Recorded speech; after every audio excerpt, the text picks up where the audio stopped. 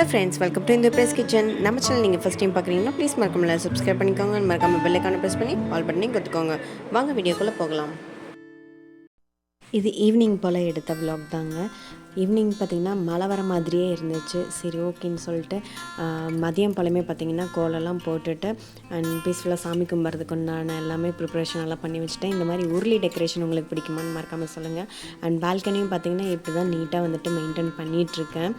So மழை வந்துச்சுன்னா கொஞ்சமே டஸ்ட்டெல்லாம் ஆக ஆரம்பிச்சிரும். ஸோ ஏர்லி மார்னிங் எந்திரிச்சு எப்பயுமே க்ளீன் பண்ணுறது தான் இருக்கும்.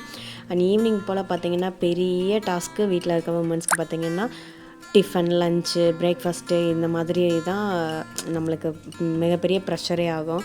சரி அப்படி தான் யோசிச்சுட்டு பார்த்திங்கன்னா ஈவினிங் போல் டீ குடிச்சிட்டே யோசிச்சுட்டு இருந்தது இன்றைக்கி என்னடா டின்னர் ப்ரிப்பேர் பண்ணலாம் அப்படின்னு சொல்லிட்டு. ஈவினிங் போல் பார்த்திங்கன்னா மேக்ஸிமம் வந்து சப்பாத்தி, தோசை அந்த மாதிரி தான் நான் ப்ரிப்பேர் பண்ணுவேன். ஆனால் அதுக்கு பெரிய ஒரு வேலை பார்த்திங்கன்னா சைட் டிஷ் செய்கிறது தான். இன்றைக்கி வந்துட்டு ஒரு புதுவிதமான ஸ்டைலில் நம்ம சப்பாத்திக்கும் இட்லி, தோசை, சாதத்துக்கு கூட நம்ம இதை வச்சு சாப்பிட்லாங்க.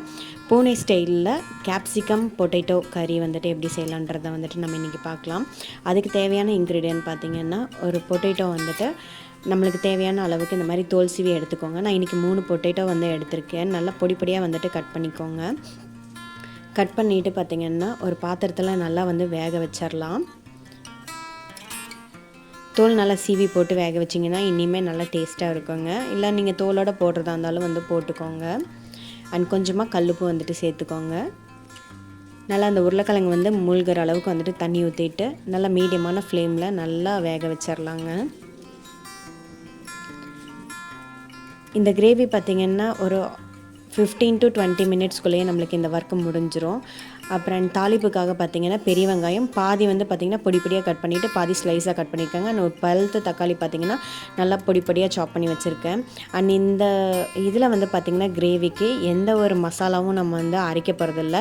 எல்லாமே இன்ஸ்டண்ட்டாக தான் நம்ம மேக் பண்ண போகிறோம். அதுக்கு வந்துட்டு நல்ல கெட்டி தயிர் வந்துட்டு ஒரு கப் அளவுக்கு எடுத்துக்கோங்க. அண்ட் நம்ம சிக்கன் தூள், கரம் மசாலா தூள் எல்லாமே ஈக்குவல் 1 டீஸ்பூன் அளவுக்கு வந்துட்டு எடுத்துக்கோங்க. அண்ட் சீரகத்தூளும் வந்து பார்த்திங்கன்னா 1 டீஸ்பூன் அளவுக்கு எடுத்துக்கோங்க. அண்ட் மல்லித்தூளும் வந்து பார்த்திங்கன்னா 1 டீஸ்பூன் அளவுக்கு வந்து எடுத்துக்கோங்க. அது கொஞ்சம் லைட்டாக கட்டியாக இருந்தது, ஸோ அதனால் தட்டி வச்சுருக்கேன். அண்ட் கலருக்காக பார்த்திங்கன்னா கொஞ்சமாக மிளகாய்த்தூள், நம்ம இது கலருக்குன்னு பார்த்திங்கன்னா உங்கள்கிட்ட காஷ்மீரி மிளகாத்தூள் இருந்ததுன்னா அது கொடுத்துக்கோங்க. எங்கிட்ட இந்த மிளகாத்தூள் இருந்ததுங்காட்டி இது மட்டும் நான் கொஞ்சம் ஜாஸ்தியாகவே 1 டீஸ்பூனுக்கு மேலேயே வந்துட்டு நான் சேர்த்துக்கிட்டேன். இது நல்லா வந்துட்டு மிக்ஸ் பண்ணிவிட்டு கொஞ்சமாக தேவையான அளவுக்கு வந்துட்டு உப்பு சேர்த்துக்கோங்க. சேர்த்துட்டு நல்லா மிக்ஸ் பண்ணி வச்சிடலாங்க. அந்த தயிரோட அந்த மசாலா நல்லா வந்துட்டு கோட்டிங் ஆகி நல்லா ஃப்ளேவர் நல்லா சூப்பராக ரிச்சாக கொடுக்கும். ஸோ சைட்லேயே பார்த்திங்கன்னா நம்ம உருளைக்கிழங்கு பார்த்திங்கன்னா நல்லா வெந்துருச்சு. ஸோ இதை ஒரு ஓரமாக எடுத்து வச்சிடலாங்க. இப்போ நம்ம ஒரு பேன் எடுத்து நல்லா ஹீட் ஆனதுக்கப்புறம் பார்த்திங்கன்னா தேவையான அளவுக்கு எண்ணெய் ஊற்றிக்கோங்க. ஒரு 2 டீஸ்பூன் அளவுக்கு வந்துட்டு எண்ணெய் ஊற்றிக்கோங்க. எண்ணெய் நல்லா ஹீட் ஆகட்டும். தாளிப்புக்கு பார்த்திங்கன்னா 1 டீஸ்பூன் அளவுக்கு சீரகம் மட்டும் சேர்த்துக்கிறேங்க. சீரகம் நல்லா பொரியணும். அந்த பொரியிற ஸ்மெல் வந்ததுக்கப்புறம் பார்த்திங்கன்னா காரத்துக்கு தகுந்த அளவுக்கு பச்சை மிளகாய் வந்துட்டு ஆட் பண்ணிக்கிறேன். 2 பச்சை மிளகாய் நான் போடுறேங்க. உங்கள் காரத்துக்கு தகுந்த அளவுக்கு நீங்களும் ஆட் பண்ணிக்கோங்க. அண்ட் நம்ம பொடி பொடியாக கட் பண்ணி வச்சுருந்தோம் இல்லைங்களா, அந்த தக்காளியும் வெங்காயமும் அது கூட கொஞ்சமாக கருவேப்பிலையும் போட்டுட்டு நல்லா வந்துட்டு குக் பண்ணிக்கலாங்க. தக்காளி பார்த்திங்கன்னா நல்லா மஷியாக வந்துட்டு குக் ஆகணும். அந்த அளவுக்கு வந்துட்டு நல்லா லோ ஃப்ளேம்லேயே வச்சு பார்த்திங்கன்னா நல்லா குக் பண்ணிக்கோங்க.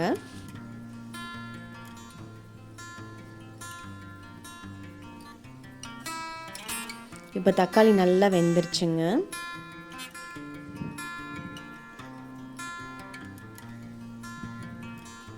லோ ஃப்ளேமில் தான் வந்துட்டு நம்ம எப்பயுமே குக் பண்ணணும். அப்போ தான் வந்துட்டு அதோடய ஃப்ளேவர் நல்லா நம்மளுக்கு வந்துட்டு கிடைக்கும்.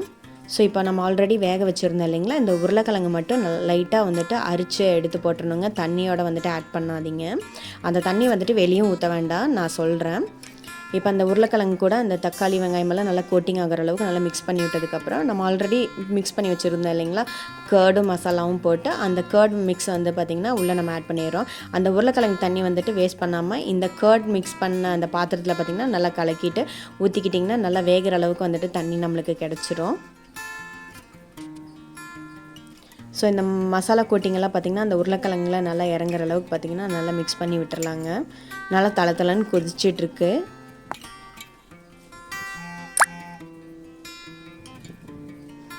ஸோ காஷ்மீரி மிளகாத்தூள் போட்டிங்கன்னா இன்னும் நல்ல ரெட்டிஷாக வந்துட்டு இருக்குங்க. அது மட்டும் நீங்கள் பார்த்துக்கோங்க. ரொம்ப சிம்பிளான இன்க்ரீடியன்ட்ஸ் வச்சு தாங்க டக்குன்னு செஞ்சிடலாம். ஒரு 15 to 20 மினிட்ஸ்க்குள்ளே தான் ஆகும். அண்ட் இந்த ஒரு கோட்டிங் வந்து பார்த்திங்கன்னா தண்ணி நல்லா வத்துற அளவுக்கு பார்த்திங்கன்னா நல்லா குக் பண்ணிக்கலாம். அண்ட் இந்த பட்டர் சேர்த்து தான் நம்ம அடுத்த கிரேவி வந்துட்டு மேக் பண்ண போகிறோம். இப்போ நல்லா தண்ணி நல்லா சுண்டிடுச்சு இல்லைங்களா? இப்போ அதை நம்ம ஒரு தட்டத்தில் மாற்றிட்டு அந்த பேன் நல்லா கழுவிட்டு திருப்பியே வந்துட்டு ஹீட் பண்ணிக்கலாங்க. பேன் நல்லா ஹீட் ஆனதுக்கப்புறம் பார்த்திங்கன்னா நம்ம சால்டட் பட்டர் தான் நான் இன்றைக்கி எடுத்திருக்கேன் அமுல்லேருந்து. பட்டர் போட்டு நல்லா உருகுனதுக்கப்புறம் பார்த்திங்கன்னா நம்ம ஒரு 3லேருந்து 4 பூண்டு பார்த்திங்கன்னா நல்லா பொடி பொடியாக சாப் பண்ணி எடுத்து வச்சுருக்கேங்க. அந்த பட்டர் நல்லா ஹீட் ஆனதுக்கப்புறம் பார்த்திங்கன்னா இந்த பூண்டை போட்டுட்டு நல்லா கோல்டன் ப்ரௌன் கலரில் வதங்குற அளவுக்கு நல்லா வதக்கிக்கலாம்.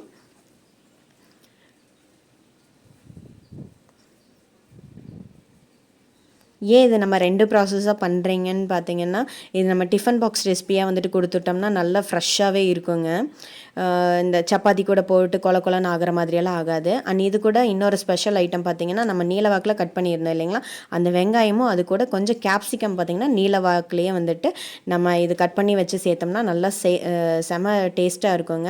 நம்ம சப்பாத்தி ரோல் எல்லாம் பண்ணி கொடுக்கும்போது பார்த்திங்கன்னா டிஃபன் பாக்ஸுக்கு குழந்தைங்கள்லேருந்து ஆஃபீஸ் போகிற பர்சன்ஸ் எல்லாருமே பார்த்திங்கன்னா இந்த நம்ம ரேப்பிங் மாதிரி பண்ணி கொடுத்தோம்னா சூப்பராக சாப்பிடுவாங்க. வெங்காயம் வதங்குற அளவுக்கு பார்த்திங்கன்னா கொஞ்சமாக உப்பும் அண்ட் ஃப்ளேவருக்காக கொஞ்சமாக மிளகுத்தூளும் வந்துட்டு நான் ஆட் பண்ணுறேங்க. பிளாக் பெப்பர் தான் நான் ஆட் பண்ணியிருக்கேன். நல்லா கோட்டிங் ஆனதுக்கப்புறம் பார்த்திங்கன்னா நம்ம ஆல்ரெடி வேக வச்சு எடுத்து வச்சுருந்தோம் இல்லைங்களா? அந்த பொட்டேட்டோக்குள்ளே ஒரு பிஞ்ச் ஆஃப் சுகர் வந்துட்டு ஆட் பண்ணிட்டிங்கன்னா நல்லா சூப்பராக இருக்குங்க.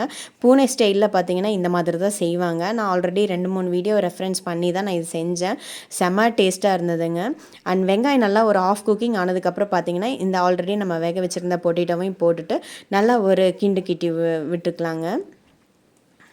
அந்த வெங்காயம் வந்து பார்த்திங்கன்னா நல்லா வதங்கணும்னு அவசியம் இல்லை. நல்லா க்ரன்ச்சியாக இருந்துச்சுனாலே போதும். ஸோ இப்போ நம்ம ஆல்ரெடி வேக வச்சுருந்த அந்த பொட்டேட்டோலேருந்தே பார்த்திங்கன்னா லைட்டாக தண்ணி விடுங்க. ஸோ அதோட நல்லா அந்த தண்ணி நல்லா சுண்டணும். அந்த அளவுக்கு பார்த்திங்கன்னா நான் திரும்பவும் நல்லா குக் பண்ணிக்கோங்க. நீங்கள் வேணால் இந்த கிரேவி கன்சிஸ்டன்சிலேயே நீங்கள் ஆஃப் பண்ணுறதா இருந்தால் பண்ணிக்கலாம். இல்லைனா நான் ட்ரையாக வேணும்னால் கூடி நல்லா தண்ணி சுண்டுற அளவுக்கு வந்துட்டு ஆஃப் பண்ணி விட்டுட்டு உப்பு காரம்லாம் வந்து பார்த்துக்கோங்க. வேணால் கூடி நம்ம வந்துட்டு இந்த டைமில் உப்பு வேணாலும் சேர்த்துக்கலாம். அண்ட் ஃபைனலாக பார்த்திங்கன்னா பொடி பொடியாக சாப் பண்ணி வச்சுருக்க மல்லி இலையும் வந்துட்டு தூவிட்டு பார்த்திங்கன்னா நம்மள பூனே ஸ்டைலில் பொட்டேட்டோ கேப்சிகம் கறி வந்துட்டு ரெடி ஆயிடுச்சுங்க. இது கூட சப்பாத்தி, இட்லி, தோசை அண்ட் பூரிக்கு அண்ட் வெறும் சாதத்துக்கு கூட நம்ம இதை வச்சு சாப்பிட்லாங்க. செம்ம டேஸ்ட்டாக இருக்கும், அல்டிமேட்டாக இருக்கும். டிஃபன் பாக்ஸுக்கு வந்துட்டு ஒரு அல்டிமேட்டான ஒரு டிஷ்ஷுங்க. மறக்காமல் இது செஞ்சு பார்த்துட்டு டிஃபன் பாக்ஸ் ரெசிபிக்கோ இல்லைனா வந்துட்டு நீங்கள் வீட்டில் டின்னருக்கோ வந்துட்டு செஞ்சு பாருங்கள். சூப்பராக இருக்கும். செஞ்சு பார்த்துட்டு டேஸ்ட் எப்படி இருக்குன்னு மறக்காமல் கமெண்ட்டில் சொல்லுங்கள். அண்ட் ஈவினிங் போல் குழந்தைங்க ஸ்கூல் விட்டு வந்தாங்கன்னா அவங்களுக்கு இந்த மாதிரி சாண்ட்விச்க்கு கூட நீங்கள் இந்த மாதிரி செஞ்சு கொடுக்கலாங்க. நான் ஈவினிங் போல் டின்னருக்கு தான் நான் இது ப்ரிப்பேர் பண்ணியிருந்தேன். ஃபைனலாக ஹஸ்பண்ட் கிட்டே இருந்துட்டு அவங்களோட ஃபீட்பேக் வாங்குறதே ரொம்ப பெரிய விஷயம். இந்த நீயே சாப்பிட்டு பாரு அப்படின்னு சொல்லிட்டு ஊட்டி விட்டுட்டாங்க. அவ்வளோ டேஸ்ட்டு. என்னால் இப்போ வரைக்கும் அந்த டேஸ்ட் இன்னும் நாக்கிலேயே நிற்குதுன்னு வச்சுக்கோங்களேன். அந்த அளவுக்கு சூப்பராக இருந்துச்சு. ஃபஸ்ட் டைம் ட்ரை பண்ணேன். சூப்பராக இருந்தது. சூப்பராக இருந்தங்காட்டி தான் உங்கள் கூட இந்த வீடியோவும் நான் ஷேர் பண்ணிக்கிட்டேன். அண்ட் சப்பாத்தி பார்த்திங்கன்னா நம்ம பட்டர் போட்டு சுட்டும் போது பார்த்திங்கன்னா இன்னும் நல்லா சூப்பர் டேஸ்ட்டாக இருக்கும். பூனேயில் வந்துட்டு இது ஒன் ஆஃப் த பெஸ்ட்டு ரெசிபின்னு சொல்லி வந்துட்டு ஷேர் பண்ணியிருந்தாங்க. நான் ஒரு வீடியோவில் பார்த்துருந்தேன். ஸோ மறக்காமல் இந்த வீடியோ வந்துட்டு சேவ் பண்ணி வச்சுக்கோங்க. அண்ட் மோர் வீடியோஸ்க்கு நம்ம சேனலை சப்ஸ்கிரைப் பண்ணி வச்சுக்கோங்க. தேங்க்ஸ் ஃபார் வாட்சிங். பாய்.